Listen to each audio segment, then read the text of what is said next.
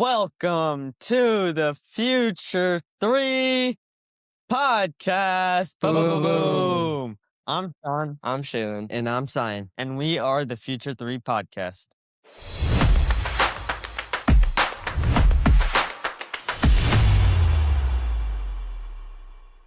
Most doctors save lives behind closed doors. Today's guest does it in the operating room, on television, and on social media. And she is on a mission that the medical world has ignored for decades.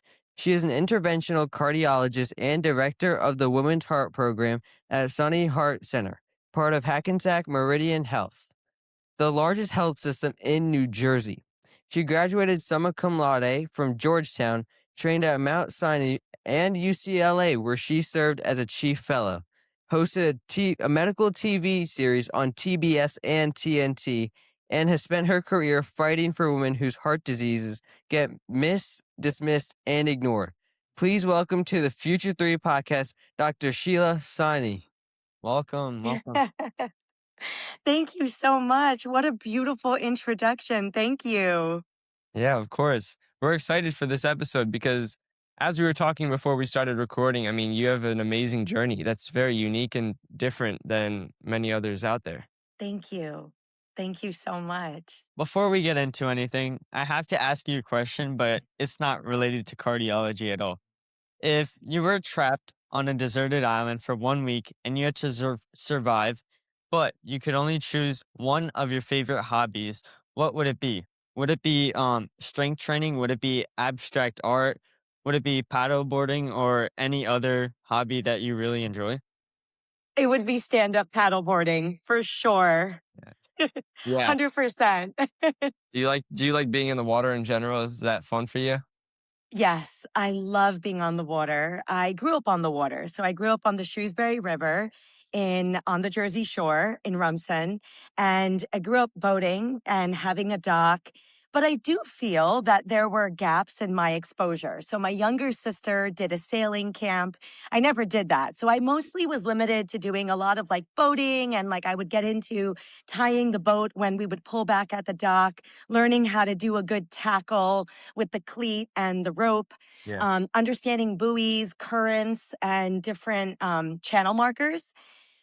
It wasn't until I moved to Los Angeles and was after my first year of cardiology training, I went on a trip with my sister and my mom to St. John and the Virgin Islands. And that's where I took the leap to stand up on the paddleboard. And it was very interesting. Actually, I fell a lot and the water was beautiful. So it's kind of one of those things where you didn't mind falling, but I was being coached. And one of the things I was told was be one with the board. The minute you're one with the board, you will actually be able to find balance. And I verbally set out to the universe, I'm not one with the board. I can't. And what then started was this desire to learn really what that meant. And it wasn't until I finished my cardiology fellowship, I decided to go on a yoga paddleboarding retreat in the Cook Islands, and that's very near to Tahiti. And after never getting back on the board, after those 3.5 years, I got right in after I flew in on like an ocean paddle, and that jet set really my passion for being up on the board. So I love stand-up paddleboarding, and I love to do it in a little bit more of like a high current environment, not just the river, but I like waves and I like when it's challenging with the wind, and that's my joy. So it's kind of like mini surfing, right? Yes, very much so. That's fun. And speaking of fun, you hosted a medical TV show on TBS and TNT, as Cyan just said, called Chasing the Cure. So what's it even like stepping on a national TV set and being behind that camera? It's a great question, actually. One of the aspects about that show, which was only one series called Chasing the Cure, and it was anchored by Ann Curry, it looked at solving very difficult cases. And so I was a physician expert amongst a total of 4 physicians, but it was filmed live. Wow. And it was in LA, and I had just gotten married. So for 10 and a half weeks, I had to fly to LA every week for this live recording. And what really is different about live television is just who they have behind the scenes in terms of the set.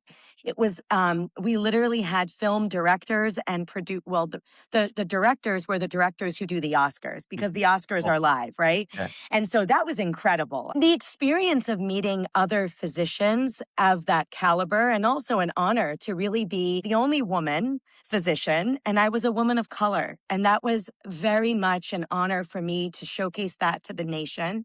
And it's just a very interesting time in my life where I was younger in my career. So I started my practice July of 2017, and I did this physician expert host appearance in 2019. Yeah. So that was really nice to have under my belt, right? Life is about accumulating experiences, taking on challenges, and then bringing that back to your own goals and your own, journey. So that was good for me. Yeah. And was there any moment when you were sitting on TV or you were thinking to yourself, either that this was the best decision or even the worst decision of your life to come on this show? I, when I was on the show, I was in it. I mean, I was so locked in and focused. I often do a lot of leadership training for women in cardiology. And one of the things that we talk about in leadership is about having a performance posture or even like a performance mindset. So when I was fundamentally doing the show, I was extremely organized and brought that to my peers. I sometimes feel I didn't even have time to take in.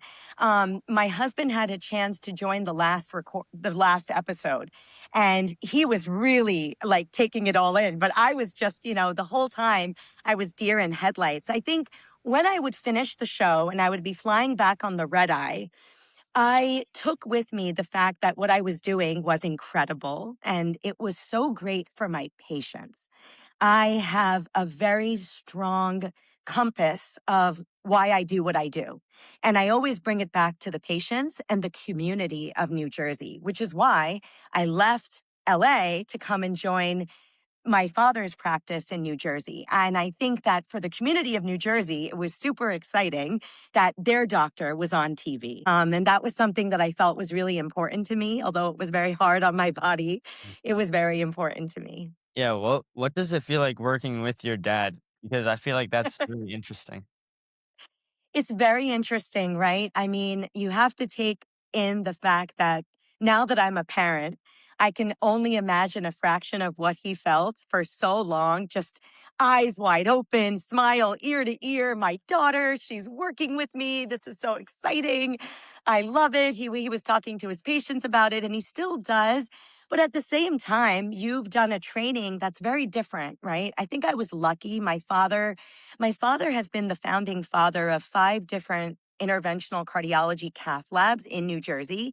And Wow. he had run around like the early 2000s, we started transitioning how we do this procedure. And we use the wrist now to really decrease bleeding and improve patient outcomes, particularly in heart attack. But even when patients are just coming in for this procedure, I was lucky that my father had brought that style of performing the procedure to cath labs, and I didn't have to necessarily introduce. So he was very advanced, and that was great.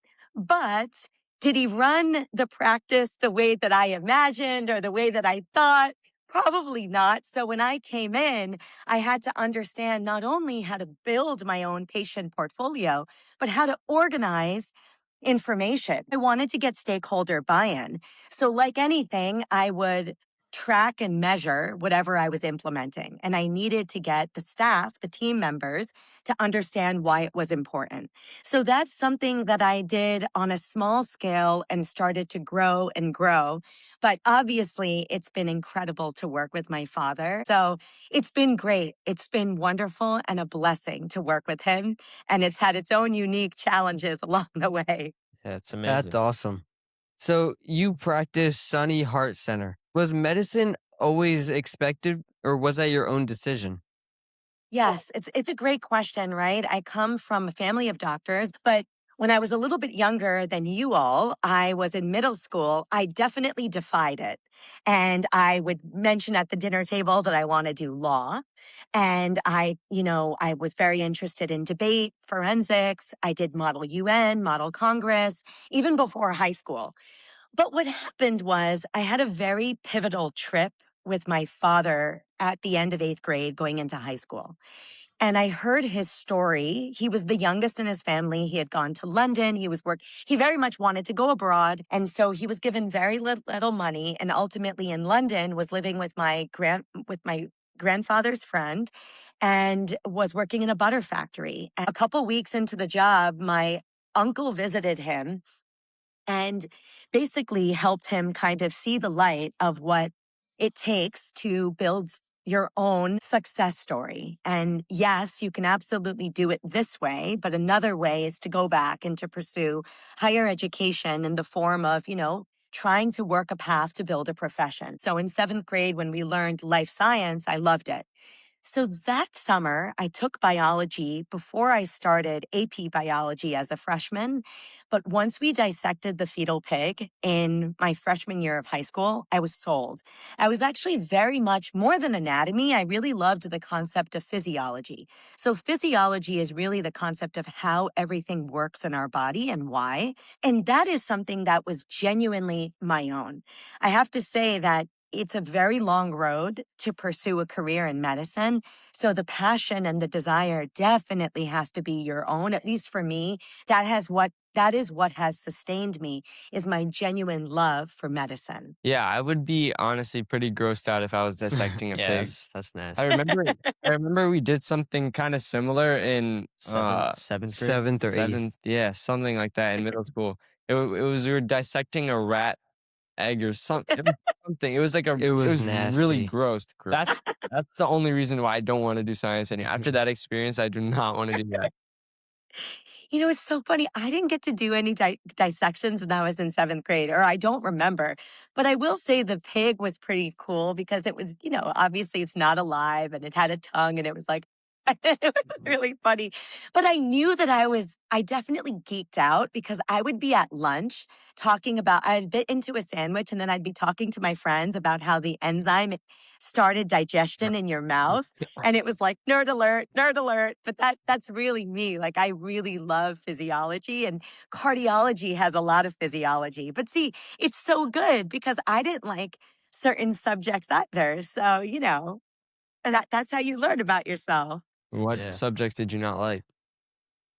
Well, let's see. I probably didn't like English, which is funny because I love reading now. I love reading. It's like my favorite thing to do. Um, but I didn't like reading. And I think a little bit of that may have been no one really sat, immigrant lifestyle, too Mhm. busy working parents. My mom was busy taking care of her in laws, my grandparents. It's not like anybody like sat with me and read. Like I read to my daughters, and I don't think reading I was exposed to. But for instance, my older sister was really good at English, really good at grammar. I definitely did not like grammar. And I wasn't very good at it either. But I loved science. I liked history. I would say my favorite subject outside of biology was art history. That Mm. was my favorite.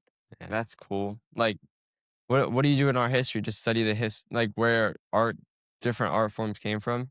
Yes, you study the course of time and what the different themes of art history patterns were. My favorite era is actually post-impressionism and a specific group called the Fauves. Henri Matisse is my favorite artist. And I've really explored that love of art throughout my journey in medicine as well. I don't think we had that in our school. We do. No, yeah, we do. We do. Oh, we do. Awesome. So speaking of school, in high school, were you always academically driven? So, was I like a natural born scholar? No. I worked really, really hard for it. Ever since I decided I want to become a doctor, which honestly was somewhere between my freshman and sophomore year of high school. After I dissected that fetal pig, Yeah. I was pretty dead set on the fact that I want to become a doctor and I want to go to college and I want to go to medical school. So then what happened was that really jet set a fire within me to create a very competitive resume to align myself up to get into a really good school so I can get into a really good med school. And it was all self driven. So that was my focus. And I think that is something that made me very unique. It really set me apart from others, but not immediately. I don't think I could see the benefit of that real drive. I see it now, decades later, in the opportunities that have been available to me because of my focus. And I think that that's something that is unique. I was very focused, I was very driven. Yeah, and you were just touching on the topic of trying to find the right college for you, and you ended up going to Georgetown. Was Georgetown always the plan for you? No, Georgetown wasn't always the plan for me. I had an orthodontist that I went to, and he had this beautiful painting of a cafe with an umbrella and two people sitting there. And it was abstract. It was very impressionistic. So it's not like you could make out any details. And it said Georgetown at the top. And every time I was there in the room, in his chair, I saw that. And I just had this very beautiful impression of this is Georgetown. And I have to say, I almost didn't apply. And I had looked at the schools, and the School of Nursing and Health Studies was such an incredible fit for me because they had a human science major. Oh, And the benefit of that major was that I didn't have to learn general biology again. I could actually study the science that was pertinent to the human body. You know, looking back on it, it was definitely like mini med school. So I applied to the School of Nursing and Health Studies and I got in. But wow. what's funny, thank you. What's funny is the envelope came in a very small envelope, and I was upstairs with my grandfather, and I wouldn't open it. I mean, I was entirely dramatic. I cried Mhm. and I said, my life is over. It's a small envelope. And I knew packets are big when you get in. So for an hour, I didn't open it. And when I opened it, it said, congratulations. And then I didn't even read the rest. I was screaming, scaring the life out of him. And I felt like my life had changed. I had some other applications ready to go, such as Barnard, such as UPenn, and I put them all in the garbage. I was Yeah. so happy. I was so, so, so happy. And it was also one of the only schools that I toured with my mom. And when she went inside the Healy Gates, as we call it, she said, Sheila, this school is for you. Yeah, that's awesome. So you wouldn't have really known if you were accepted or not had you not taken the chance. So it's almost like kind of a situation where you miss 100% of the shots you don't take because 100%. if you hadn't taken that shot, you don't know if you would have gotten in or not. So thankfully you did, and thankfully you got in. Yeah, Yeah, and You're so right. you had your mom to motivate you to actually try getting into Georgetown, which is good to exactly. have. Yeah. 100%, guys. You're so right. I think about it. So, and along the way, I think one of believing in yourself is something that is so important, but sometimes it's really hard to do, right? You start to think you're not good enough or you can't take that shot. So you're absolutely right. Is that mindset kind of what got you through medical school? Because I feel like that's got to be one of the most rigorous parts of college if you're going through that path. Definitely. I needed a support team. I mean, I think you hear it a lot in mothering. It takes a village. It takes a village. Mhm. But guys, I got to tell you, it took a village for me to pursue this very long road of success. That was my life dream. And my mom played a pivotal role in that support system.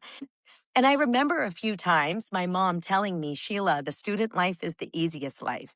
Life will get harder. And I never knew what she meant. I was like, no, no, as long as I become a doctor, as long as I get into med school, mommy, I'll be fine. Boy, was I wrong, by the way. But 100%, 100%, you need people who can help you remember that you were born to do this And my father also had very key things that he said to me. For instance, if I didn't get a grade that I wanted in college and I allowed it to very wrongfully define me, or I thought, again, my life is over, I'm not going to get into whatever I'm desiring. He was like, this one moment in your life is not the yardstick that will measure your success. And he reminded me that I come from a lineage of doctors. And if this is my dream, it will be set forth for me. And that providence follows suit, right? I think understanding that you have a genuine passion and you are truthful to that, that it is genuinely meaningful, um, is something that we should all hold very dear in our hearts. You know, when we are passionate about something, the universe listens. And this is the concept of, you know, manifestation or even just visualization. And that helped me believe in myself. Yeah, that's Wow. awesome. And I mean, how did you kind of cultivate your own passion? Because that's kind of something I'm having trouble with personally. Like, I don't really know what my passion is. And when I do figure out what that is, like, how do I kind of grow it into like my own and not kind of be like everyone else? Yeah, so it's a really good question, right? And I can only share kind of how I've developed my passions, but one of the things I try to do is to connect deeply with myself. And what that means is really being honest. And I like to write and I love to journal. And one of the things I like to do is if anything, if I can't figure something out, what do you like? And when you figure out what you like, dissect it. Why do you like it? What do you like about it? And what does it do? What do you actually feel when you like something? And when you like something and you can tap into that feeling, what does that feeling give you? I know that you guys ran an incredible youth soccer camp, Mhm. right? For young, you know, you took something of yours that was your art. And I would argue your real, like it must have been what we call a vocation, like a calling in life. You're incredible at sports and you are incredibly talented in your craft of soccer. Now you took that talent and you created something out of it for who? For younger individuals, not just to teach them, not for your own gain, but for them. And to show them in like a peer way, right? So that's a really good example of how you took on almost like a business, like you created an organization, you created a soccer camp. But why did you do all of that upfront heavy lifting? Because you were really passionate about the why. That was a Did. great piece of advice. Yeah, Yeah. and another thing that you really love doing, interventional cardiology. And for our audience that doesn't know what that is, could you please explain that? Yes. Okay. So interventional cardiology is a subspecialty in cardiology, and it is the subspecialty that performs percutaneous procedures. So what that means is in order to get into the blood vessels of the heart, we access the largest artery either in our wrist or our leg, and we do the procedure through the artery, through a catheter. And in the purpose of this field is to study the coronary arteries, the blood vessels of the heart, and to open them up if they're blocked in the setting of a heart attack or if a patient is having chest pain and coming in for a procedure. And sometimes my patients have abnormalities in their testing and I need to perform the test on a non-emergency basis too. So that's the field of interventional cardiology. But as you can imagine, it's very high acuity and has a very like high demand because if you're having a heart attack, you have about 90 minutes to get in to the patient's blood vessel and open up the blood vessel. Otherwise, the heart muscle is going to die. And if the heart muscle dies, you can develop heart failure, or if it's a large area, you could even die because you wouldn't be able to get blood flow to the brain. So it's an incredibly high acuity, emergent subspecialty at times when it's dealing with this type of heart attack case. And it's incredibly male dominated. Now in 2026, I could say in the most recent surveys, we have had the highest proportion of women going into the field of general cardiology. I mean, I was obsessed with being in the cardiac care unit. It just was like a natural fit. And when I went on to an imaging rotation, I was so like non enthusiastic. And someone actually noticed and was like, Sheila, doesn't look like you want to do this. And I was honest. I was like, you're right. I don't really like this. I didn't know imaging was going to be learning all these different softwares. And she actually asked me, she was like, what do you think's going to get you up out of the bed every morning or in the middle of the night if you have to take call? Like, what is it? And I closed my eyes and I was like, man, I loved being in the unit. That night, I emailed my chief fellows. I got out of my imaging elective and I went into the cath lab. And I literally, kid you not, I closed my eyes and I said, do I want to do this as a woman? Could this be my career? And I thought about it. What's the big deal if I go in for a few heart attack cases if I love it? And that's what I did. And I waited like 2 months to tell my dad. And then I told him that I didn't want to hear him say no, but I wanted him to come with me to one of the national conventions. And while we were, and he said, yes, beta, okay. So we went and we looked at the live cases together. And I looked over at him and I was like, Daddy, do you really think I could do this? And he was like, yes. And that's when I was like, okay, I'm going to do this. So that was my second year of cardiology fellowship. And honestly, I used it as an opportunity, guys. I used it as an opportunity to be like, I'm a woman and I'm doing this. So what should we do here? Well, I worked a lot on this hashtag called I look like a cardiologist when I was a fellow. And I used social media to really share with the world that women can do this. And the power of media is it can spread very quickly, and we don't have to live within the confines of our zip code or our county or our state. And that's a little bit about why I also had this passion of getting involved in social media because of the communication aspect and this message that I wanted to share with the world. Yeah, so I mean, you've clearly been in social media for quite a while now, and you've been spreading the word in on a platform that many doctors before weren't really thinking about going down that lane. So, I mean, what was your motivation to actually start posting online and kind of communicate with a very big audience across the globe? So I did it. I started a professional platform as Dr. Sheila Sahni in February 2016. I very strategically did it during National Heart Month, Go Red. And honestly, I was very motivated by National Go Red Day, which is a campaign that was started by the American Heart Association in 2004 to spread awareness about heart disease being a woman's number one threat.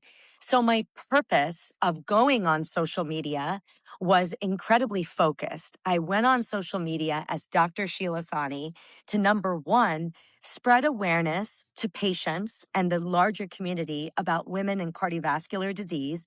And I did that in conjunction with my involvement in UCLA's Women's Cardiovascular Center. But secondfold, I also did it to promote awareness of women in the field of cardiology. So again, one passion of mine turned into a lot of, national awareness of what I was doing, who I was, and it really opened up a lot of doors. It opened up a lot of opportunities, and I'm very grateful to that. To be honest, that's how I was chosen to be on Chasing the Cure. I was found by Ann Curry because of my social media platform. It was pretty special. Yeah, that's amazing. I mean, social media could do so many wonders. Like one of our guests got his job directly through social media, and now he's the social media directors of the Houston Rockets NBA team. Oh my God, that's amazing. Yeah. That's incredible. And speaking of, I know you're a pretty big fan of the Nuggets, right?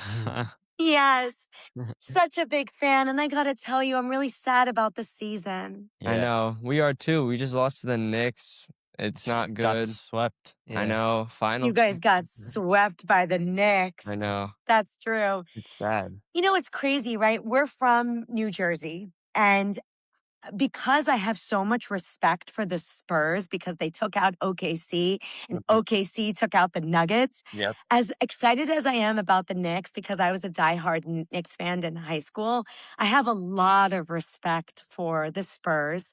And obviously, I have a lot of respect for Wemby because for me, I think, and like the players that I love and value are the players that have a very unique story and a very beautiful kind of love for the game because I think of I like to sometimes in my mindset now as an adult and as a woman, as a mother, as a wife, as somebody who's juggling a lot of different hats, different from when I was a student, I like to think of myself with that performance mindset. And I love learning from, all-star players. And so I was listening to an interview with Wemby, and someone was talking to him about what he was thinking about and what it means to be in the finals. And he was just talking about getting to game two.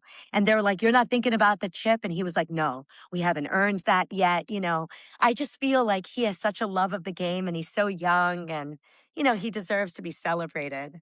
What are some of your favorite, what are some of the most favorite mottos or mindsets that you've cultivated from your experience of enjoying watching players? You're pretty much diehard, Yeah. Phillies fans. What are some of the mottos that you've admired, loved, cultivated in your own life? So for me, there was this one post where Tyrese Maxey, he put on a story where he was third all NBA team, which is very impressive. And then what he wrote under the post was, "I'm going to be so much better next year." God, that's awesome. Yes, something that really sticks with me is what Wemby said actually. The reporter asked him if he feels like it's going to be impossible for him Oh, to win the NBA Finals, especially with such a young roster. And he said, I think it's an advantage that we had a young roster because they don't know that it's impossible. Yeah, they think it's all possible. Like they don't know that They don't know that it's it's impossible. impossible to Yeah, reach that end goal, exactly. basically. Yeah, I think That's amazing. I think for me, my like life's motto basically is greatness is not given, it's earned. Because I feel like a lot of people they feel like things are just given to them, but the reality is you have to work for it. Yeah. Honestly, guys, I have to be serious about that. Absolutely. There was a time when I was in college where it was like, if you want to find Sheila Sahni, you can come to the third floor of the library because that's where I am. nice. I mean, I was so serious about my goals.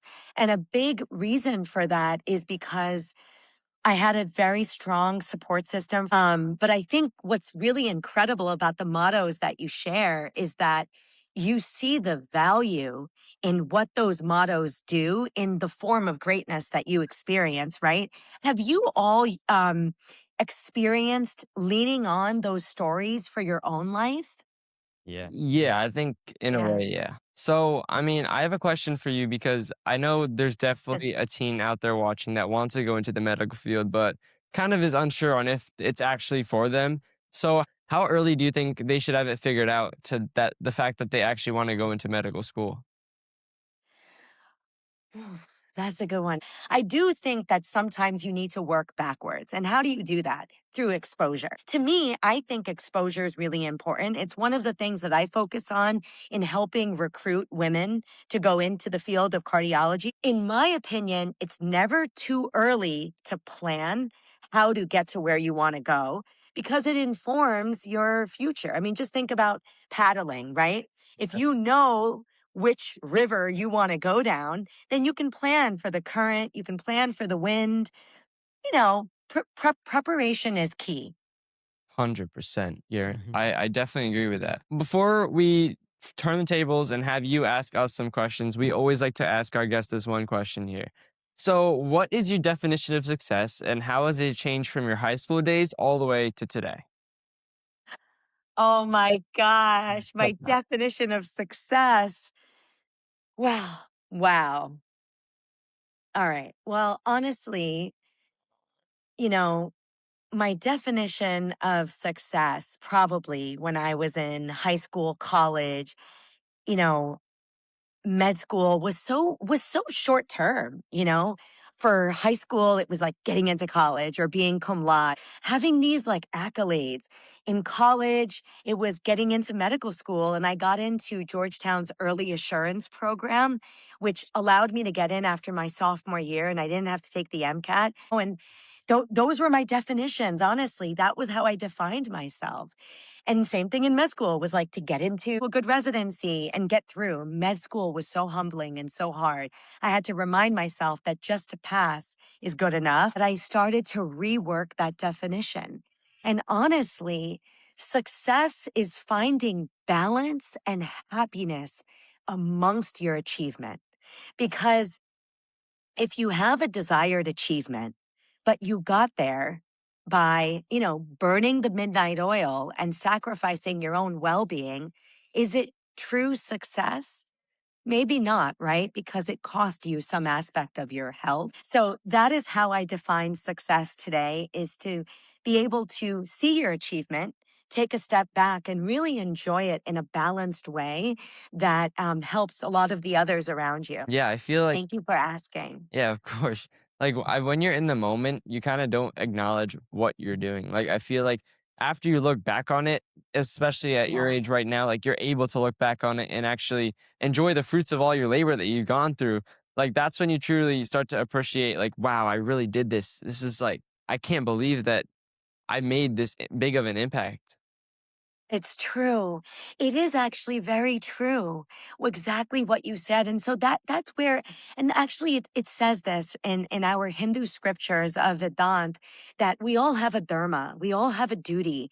And there are decades in our life, like our 20s, our 30s, where our dharma changes and our duty. And so we can define the story based on that hard work that we've done. I think it really brings value to where I am today. So thank you for also sharing that with me. Yeah, hard work, it will always pay off. Yeah. Yeah. Oh, Because Yes. if talent is up here and hard work is down here, you're not gonna go really very far. Because if you don't work hard in life, like in anything really, then you're not gonna achieve what you want to achieve.